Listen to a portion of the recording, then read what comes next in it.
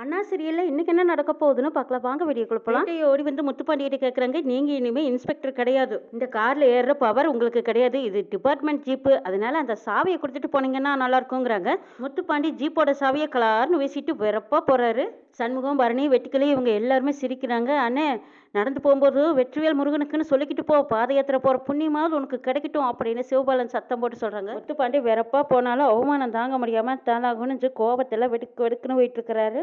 இதுக்கப்புறமா இனிமே யார் மேலேயும் பொய் கேஸ் விழாது, பொய் கேஸ் போடுறவரையே வேலையை விட்டு தூக்கியாச்சு அப்படிங்கிறாங்க. ஆமா வெட்டுக்கிளி, நீ சொன்ன கரெக்டுங்கிறாங்க. சட்டம் அதனோட கடமையை கரெக்டா செய்யுமில்ல அப்படின்னு பேசிட்டு இருக்காங்க. சார், ஐஜி கூப்பிடுறாங்க வாங்கன்னு சண்முகத்தை கூட்டிட்டு போறாங்க. உள்ள போனதுமே ஐஜி பாராட்டுறாங்க. நீங்க ரொம்ப லக்கி சார், டாக்டர்மா உங்களுக்காக போராடி இருக்காங்க. இன்வெஸ்டிகேஷன் நான் முதல்ல இருந்து ஆரம்பிக்கிறேன். குற்றவாளியை சட்டம் கண்டிப்பா தண்டிக்காம விடாதுங்க. உண்மையை கண்ணுக்கு முன்னாடி கொண்டாந்து நிறுத்திட்டீங்க, போதுமான ஆதாரத்தையும் நீங்க தான் கொண்டாந்து கொடுத்துருக்கீங்க டாக்டர்மா, அதுக்கு நான் உங்களுக்கு தேங்க்ஸ் சொல்றேன்னு ஐஜி சொல்றாங்க. ரொம்ப நல்லது அப்படின்னு சொல்லிட்டு பரணியும் சண்முகமும் கிளம்பி வராங்க. வீட்டுல கனி, வீரா ரெண்டு பேரும் பெசனை முடிச்சு கிடக்குறாங்க. என்னப்பா இது, இன்னும் அண்ணனையும் காணா மதனையும் காணாங்கிறாங்க. ஆமாடி, எனக்கு தான் கவலையா இருக்குதுங்கிறாங்க. ஆமா, என்ன இந்த உங்க ரெண்டு பேர்த்தையும் பார்த்துக்கிட்டு வீட்லயே இருக்க சொல்லிட்டா, என்ன பண்றதுங்கிறாங்க வைகுண்டம். அண்ணன் மட்டும் வரலேன்னு வை, நானே போய் போலீஸ் ஸ்டேஷன்ல உட்காந்துருவேன்னு கனி சொல்றா. ஏய் சும்மா ரெடி, நீ ஒருத்தி, நீ தேவையில்லாம இடையில ஒரு பிரச்சனையை கொண்டு வந்து விடணுமா, அமைதியா இரு. கவலைப்படாதீங்க, பரணி ஏதாவது பண்ணி எப்படியும் கூட்டிட்டு வந்துருவான்னு வைகுண்டம் சொல்றாங்க. வீரக்கா, ரத்னக்காவுக்கு சொன்னீங்கன்னு கேட்குறாங்க. ரத்னக்காவுக்கு நீயும் சொல்ல வேண்டாம், நானும் சொல்ல வேண்டாம். பாவம் ரத்னக்கா 50 குழந்தைங்கள டூர் கூட்டி போயிருக்கா. பிரின்சிபல் இல்லையா, நல்லபடியா குழந்தைங்கள கூட்டிட்டு வரட்டும். இந்த விஷயம் தெரிஞ்சா அழுதுகிட்டே இருப்பா. பிள்ளைங்களும் பாவம் எங்கேயும் போய் வர முடியாது, பத்திரமா பார்த்து கூட்டிட்டு வரட்டும். அவளுக்கு மட்டும் இந்த விஷயம் தெரியவே வேண்டான்றாங்க. வீரா, அப்பா நாம இங்கிருந்து என்ன செய்ய போறோம், நம்மளும் ஸ்டேஷனுக்கு போகலாம், அங்கே என்னதான் நடக்குதுன்னு பார்க்கலான்னு கனி கேட்குறா. ஏய் பரணி கொன்னே போட்டுருவா, பரவாயில்லையா. ஆமால கனி, நீ கொஞ்ச நேரம் சும்மா இருங்கிறாங்க. இந்த பக்கம் திரும்பி பார்த்தா சண்முகமும் பரணியும் அப்படி ஜம்முன்னு வண்டியில் வந்துட்டு இருக்கிறாங்க. நான் தான் சொன்னேன்ல, பரணி எப்படியும் அண்ணனை கூட்டிட்டு வந்துடுவான்னு. சரி சரி, நீ போய் ஆரத்தி எடுத்துட்டு வாங்குறாங்க. கனி ஓடுந்து சண்முகத்தை, அண்ணே வந்துட்டு அண்ணே, ரொம்ப தேங்க்ஸ் மதினி அப்படின்னு சொல்லி கட்டி தழுவி அழுதுகிட்டு இருக்கிறா. ஏய் அதான் வந்துட்டுமல்ல, இன்னும் எதுக்கு அழுகுற அப்படின்னு சொல்றாங்க சண்முகம். அப்போ நாங்கள் தான் வந்துட்டுமல்ல, இன்னும் எதுக்கு கண்ணை கசிக்கிட்டு, கொஞ்சம் அமைதியாயிரு அப்படிங்கிறாங்க. முத்துப்பாண்டி நெடுன்னு வீட்டுக்குள்ள வராரு. வந்ததும் அந்த பொருள் இந்த பொருள் போட்டு உடச்சிக்கிட்டு இருக்கிறாரு. பொருளை உடைக்கவும் பேப்பர் கிழிக்கவும் அப்படி ஓன்னு கத்திக்கிட்டு பைத்தியம் பிடிச்ச மாதிரி சோபால உட்காந்து அழுக ஆரம்பிச்சிடுறாரு. இந்த பக்கமா எஸ்கி வந்து பாக்குறாங்க. பாக்கியம், சிவபாலன் எல்லாரும் வந்து பாக்குறாங்க. சிவபாலன் முந்தையே தகவல் சொல்லிட்டார் போல இருக்கு. ஆத்தி, இவருக்கு அழுகு கூட தெரியுமான்னு கேக்குறாங்க எஸ்கி. பொறவு, இவன் பதவியத்தை என் பொண்ணு புடுங்கி விட்டுட்டாள், இனிமே இவன் செல்லா காசு தானே, துக்கம் இருக்காதான் என்னங்கிறாங்க பாக்கியம். வீர ஆரத்தோட வராங்க. வந்ததும் பரணியை பாராட்டுறாங்க. பரணி உன்ன மாதிரியே எல்லா பொண்ணுங்களும் இருந்துட்டா எல்லாரும் சந்தோஷமா இருக்கலாமல்லங்கிறாங்க. ஆமாடி வீரா, நான் 2 சபதம் போட்டேன், 2லயும் நான் ஜெயிச்சிட்டேன், எனக்கு எவ்வளவு சந்தோஷமா இருக்கு தெரியுமா, ரொம்ப சந்தோஷமா இருக்குங்கிறாங்க. ஆமா, 2 சபதம் என்னத்தா போட்டேன்னு கேட்குறாங்க வைகுண்டம். மாமா, சண்முகத்தை வெளியில கொண்டு வரேன்னு சபதம் போட்டேன், அந்த பாண்டியோட யூனிஃபார்ம் உருவி விடுறேன்னு சொன்னேன்ல, அதை செஞ்சுட்டேன் அப்படிங்கிறாங்க. ஆமாப்பா, அந்த பாண்டி பையன் இனிமே இன்ஸ்பெக்டர் கிடையாது, நம்மள மாதிரி சாதாரண மனுஷன்தான். அந்த யூனிஃபார்ம் இருக்கையிலையும் பதவி இருக்கையிலையும் என்னமா ஆட்ட ஆடுனா, இப்போ அவ பல்ல புடுங்கின பாம்பு மாதிரி ஆயிட்டான், இனிமே ஏத்து வந்தானா நம்ம எப்படி வேணாலும் தூக்கி போட்டு மிதிக்கலாம். அப்படியே மதினி, இதெல்லாம் எப்படி நடந்துச்சுன்னு கனி கேட்குறா. ஆமாடி, எல்லாமே ஆதாரம் தான், அவன் போலீஸ்காரனா இருந்தாலும் அறிவு இல்லாம தான் இருந்தான், ஆதாரமே இல்லாம எந்த கேஸ் போட்டாலும் அது செல்லாதுன்னு அந்த அறிவு கெட்டவனுக்கு புரியவே மாட்டேங்குது. கிரைமை பண்ணிட்டு ஆதாரத்தையும் விட்டு வச்சிருந்தா, அதனால தான் அவனே மாட்டினான். அப்போ அவன் மேல இனிமே கடுமையான நடவடிக்கை எடுக்க போறாங்களாம். இனிமே அவன் போலீஸ் கிடையாது, அவன் பேர்ல விசாரணையெல்லாம் வச்சு இன்னும் தண்டனையெல்லாம் காத்திட்டு இருக்கு அவன் பேர்ல. இனிமே அவ போலீஸ் ஆக முடியாது, ஸ்டேஷன் வாசல்ல ஏடிஆவ கூட ஆக முடியாது, அவன் இனிமே தப்பிக்க முடியாதுன்னு நான் நினைக்கிறேன். நான் கொடுத்துருக்கிற எவிடன்ஸ் அப்படிங்கிறாங்க பரணி. இனிமே அவன் நிரந்தரமா போலீஸும் ஆக முடியாதுன்னு தான் நான் நினைக்கிறேன்னு பரணி சொல்ல. ஆமாம்மா, ஆண்டவன் இருக்கான், அதனாலதான் அவனுக்கு சரியான தண்டனையை கொடுத்துருக்காங்கிறாங்க வைகுண்டம். போலீஸ் மாமா ட்ரெஸ் போட்டாலும் பாண்டி மாமா ரவுடி மாதிரி தான் இருப்பாங்க, இப்போ போலீஸ் ட்ரெஸ்ஸும் போட முடியாதா, அப்பா அசல் ரவுடியே தான் அப்படிங்கிறாங்க கனி. அடியே, எவ்வளவு நேரம் தான் வெயிலே நிக்க வச்சுக்கிட்டு இருப்பீங்க உங்க அண்ணனை, சீக்கிரமா ஆரத்தி எடுத்து உள்ள கூட்டிட்டு போங்கடிங்கிறாங்க பரணி. அப்படின்னா நான் தான் எங்க அண்ணனுக்கு ஆரத்தி எடுப்பேன்னு சொல்லிட்டு கனி வாங்கி நாய் கண்ணு, நல்ல கண்ணு, நொல்ல கண்ணு, கொல்லி கண்ணு எல்லா கண்ணும் பொறிட்டுன்னு சொல்லி ஆரத்தி எடுத்து உள்ள கூட்டிட்டு போறாங்க. அண்ணே, உன் வாழ்க்கை இனிமே எப்பவும் சிறுக்கட்டுன்னு சொல்லி சண்முகமும் பரணியும் 2 பேர்த்தையும் வீட்டுக்குள்ள கூட்டிட்டு போறாங்க. முத்துப்பாண்டி தன்னைத்தானே கன்னத்துல அடி அடின்னு அடிச்சிட்டு இருக்கிறாங்க. இதையெல்லாம் சிவபாலன் பாக்குறாங்க. நல்லா அடிச்சுக்கிட்டு அழுகட்டும், என்னை எத்தனை நாள் அடிச்சு அழுக வச்சிருப்பான், மதனியை எப்படியெல்லாம் போட்டு அடிச்சிருப்பான், ரத்னாவை எப்படியெல்லாம் அள வச்சிருப்பான், அவங்களுக்கு இந்த மாதிரி தானே வலிச்சிருக்கும், நல்லா அழுதுட்டு சாகட்டுங்கிறாங்க சிவபாலன். சின்ன பிள்ளையில இருந்து இதைத்தான் படிச்சு சொல்லிட்டு இருந்தேன், உங்க அப்பன் பேச்ச கேட்டினா நீ உருப்பிட மாட்டேல, நல்லா படிச்சு ஒழுங்கா முன்னுக்கு வாம்ப, 1000 தடவை சொல்லியிருப்பேன், கேட்டானா இவன், இனிமேலாவது புத்தி வந்தா சரிங்கிறாங்க பாக்கியம். ஆமா, மூளை இருக்கிறவனுக்கு தான் புத்தி வரும், இவன் மண்டக்குள்ளதான் மூளையே இல்லையே, களிமண் தான் இருக்குது, நல்லா எத்தனை தடவை சொன்னாலும் திருந்தாத ஜென்மம், நல்லா அனுபவிக்கிட்டு விடுங்கம்மாங்கிறாங்க சிவபாலன். டேய் இவன் அழுகிறத பார்த்தா எனக்கு என்னமோ இன்னும் ஆச்சரியமா இருக்குங்கிறாங்க இசுக்கி. ஆமா, இவன் எத்தனை பேர்த்த அழுக வச்சான், எல்லாத்தோட அழுகாச்சும் எல்லாத்தோட பாவமும் சும்மா விடுமா? அதான் ஆண்டவன் என் பொண்ணோட ரூபத்துல வந்து இவன் அழுக வச்சுட்டா. அத்தையை பாக்குறக்கே பாவமா இருக்குங்கிறாங்க இசுக்கி. அண்ணி இவனுக்கெல்லாம் பாவம் புண்ணியம் பார்க்காதீங்க, அம்பட்டும் விஷங்கிறாங்க சிவபாலன். சவுந்தரபாண்டி, பாண்டியம்மா, சனியன் 3 பேரும் வராங்க. ஏலே பாண்டி, நான் கேள்விப்பட்டதெல்லாம் உண்மைதானா? வெறுமைய விடுதலை ஆயிட்டானாமா அப்படின்னு வந்து நிக்கிறாங்க சவுந்தரபாண்டி. அப்போ அவன் எப்படியோ நாசமா போகட்டும், அவனை தூக்கி உள்ள வச்சதுக்காக எஸ்பி பதவி என்னை சஸ்பெண்ட் பண்ணிட்டாங்கப்பாங்கிறாங்க. அந்த பரணி சவால் விட்டு ஜெயிச்சு காட்டிட்டா, என்னோட யூனிஃபார்மையே கழட்டி விட்டுட்டாப்பா. பாண்டி, நீ எதுக்கு அழுகுற? நீ சிங்கம்ல, சிங்க அழுகலாமா? அழக்கூடாதுங்கிறாங்க பாண்டியம்மா.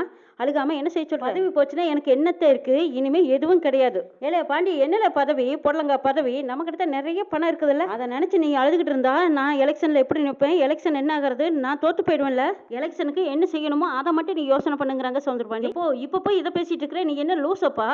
ஊருக்குள்ள 50 பேர் என்னை பார்த்து எந்திரிச்சு நின்னா எதுக்காக தெரியுமா? இந்த பதவிக்காக தானே. சஸ்பெண்ட் ஆர்டரு ஊர் பூரா பரவி கிடக்கும். இனி ஒரு பையன் என்ன மதிப்பானா? சொல்லு பார்க்கலாம். கரெக்ட்ல பாண்டி. இனிமே ஊருக்குள்ள உன் மேல இருக்கிற பயமும் போயிடும், என் மேல இருக்கிற மரியாதையும் போயிடுமேல. அப்புறம் பிறகு நம்ம எலெக்ஷன்ல என்ன செய்வோம்னு சொல்லிட்டு இருக்கும்போது சனியன் சொல்றாங்க, ஐயா எது எடுத்தாலும் தப்பாவே நீங்க அம்பிட்டு முறுக்கமா போட்ட திட்டத்தை பரணி பாப்பா தவிடுபடி ஆக்கிருச்சு.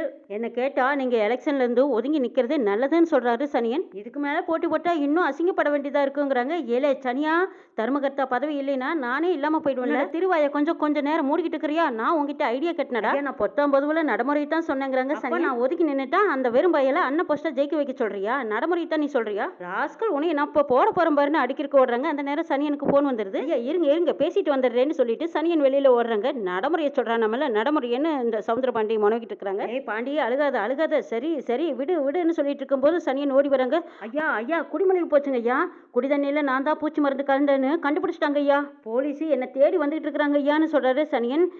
என்னல சொல்றேன்னு சவுந்தரபாண்டி கேட்கறாங்க. ஆமா, எனக்கும் நல்லா தெரியும். இனிமே அந்த எஸ்பி யாரையும் சும்மா விட மாட்டான்னு முத்துப்பாண்டி சொல்றாங்க. ஐயா இனிமே நான் இங்க இருக்கக்கூடாது, என்ன குண்டு கட்ட தூக்கிட்டு போயிடுவாங்க, நான் கொஞ்ச நாளைக்கு தலைமரமா இருக்கிறேன் அப்படின்னு சொல்லிட்டு சனியன் நின்னு பக்கமா ஓட்டம் பிடிச்சிடுறாரு. சனியான்னு சவுந்தரபாண்டி கூப்பிடுறாங்க. அவன் எதுக்குல கூப்பிடுற அப்படின்னு பாண்டியம்மா கேட்கறாங்க. அக்கா அவன் போயிட்டானா, எனக்கு அசிஸ்டண்டா யார் இருக்கா? நான் சொல்றது எல்லாம் கேட்கறக்கு யார் இந்த ஊர்ல எவன் இருக்கான் எனக்கு அசிஸ்டன்ட் அப்படின்னு கேட்கறாங்க சவுந்தரபாண்டி. சவுந்தரம், அந்த சனியனை உள்ள தூக்கி போட்டு 4 மிதி மிதிச்சா அவன் உன் பெரியல சொல்லுவான். அப்புறம் அதுக்கு பிறகு உன்னத்தான போலீஸ் வந்து தூக்கிட்டு போகுங்கிறாங்க. ஐயோ இந்த சனியா தொடர்நடிக்கு போயில கொஞ்ச நாளைக்கு இந்த பக்கமே வந்துடாதுல அப்படின்னு சவுந்தரபாண்டி நினைக்கிறாங்க. சவுந்தரம், இங்க பாரு, அக்கா சொல்றேன் நல்லா கேட்டுக்கோ. இனிமேல இதுக்கு மேலேயும் நீ நெஞ்ச நிமித்திக்கிட்டு நின்னா வேலைக்கே ஆகாது. கொஞ்சமாச்சும் புத்திசாலித்தனமா யோசி. யார் கைய காலை பிடிச்சா பதவியை காப்பாற்றிக்க முடியும்னு நல்லா யோசினா அவங்க உன்னை கண்டுபிடிக்கிறதுக்கு முன்னாடியே நீ ஜெயிலுக்கு போயிடுவே, அவ்வளவுதாங்கிறாங்க பாண்டிமா. நீ என்ன அவசகுண மாதிரி வாக்கு கொடுத்துக்கிட்டுங்கிறாங்க. ஆமால, யோசி, நல்லா யோசி. சவுந்தரபாண்டி நல்லா யோசிச்சு பார்த்துட்டு பாண்டியம்மா, முத்துப்பாண்டி, சவுந்தரபாண்டி 3 பேருமா சேர்ந்து பஞ்சாயத்து கூட்டியிருக்காங்க. சண்முகம் கேட்கறாங்க, பரவாயில்ல மாமனாரே, பெரிய பிளான் போட்டு அசிங்கப்பட்டு தோத்து போனாலும் டக்குன்னு வந்து முன்னாடி வேற ஆளா இருந்தா வெளியில தலையே கட்டியிருக்க மாட்டாங்க. ஆனா நீங்க அம்பட்டியும் தொடச்சு போட்டுட்டு வேற ஒரு பிளான் போட்டு பஞ்சாயத்து கூட்டிருக்கீங்க பாத்தீங்களா? உங்க தைரியத்தை நான் பாராட்டுறேன் போங்கிறாங்க சண்முகம். ஆமாண்டா சண்முகம், வெக்கம், மானம், சூடு, சொரணை இது எல்லாமே கொஞ்சம் கூட அந்த பக்கம் இல்ல போல இருக்கு. சனியனும் கூட்டமா முக்காட்டை போட்டுக்கிட்டு பஞ்சாயத்துல அங்க நின்று ஒளிஞ்சு நின்று பாத்துக்கிட்டு இருக்கிறாரு. பரணி முத்துப்பாண்டிய பாக்குறாங்க. டே என்னடா லுக்கு, இப்போதைக்கு நீ சஸ்பெண்ட் தான், உனக்கு இன்னும் இருக்குடா, நிறைய இருக்குங்கிறாங்க. பரணி காக்கி சட்டியை போட்டுக்கிட்டு என்ன ஆட்டம் போட்டாரு, அதான் கழட்டியாச்சல்ல, மூஞ்சில சிரிப்பியே காணுமே அப்படிங்கிறாங்க வெட்டிக்கிளி. சண்முகம், பல்லு புடுங்கின பாம்பு எப்படி இருக்கும்னு நானும் இப்பதானே பாக்குறேங்கிறாங்க.